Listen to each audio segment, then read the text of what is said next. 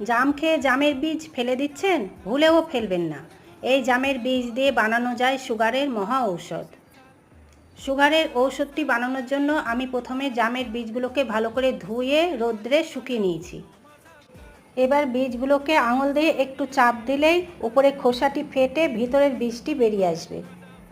এইভাবে আমি ভিতরের সবুজ কালারের বীজগুলোকে বের করে নেব। এবার বীজগুলোকে একটি মিক্সির জারে নিয়ে আমি বীজগুলোকে গুঁড়ো করে নেব। এইভাবে মিহি করে গুঁড়ো করে নিতে হবে। দরকার পড়লে চালনিতে চেলে নিতে পারেন। আমার মিহি করে গুঁড়ো করা হয়েছে বলে আমি আর চাললাম না। এবার আমি একটি কাচের বয়ামে এই গুঁড়োগুলোকে ভরে নেব। তৈরি হয়ে গেল আমার সুগারের মহা ঔষধ। এই ঔষধটি খাওয়ার নিয়ম হচ্ছে একটি ছোট্ট গ্লাস কিংবা কাপে কিছুটা জল নিয়ে 2 চা চামচ এই গুঁড়োটি দিয়ে ভালোভাবে মিশিয়ে রোজ সকালে খালি পেটে খেয়ে নিতে হবে।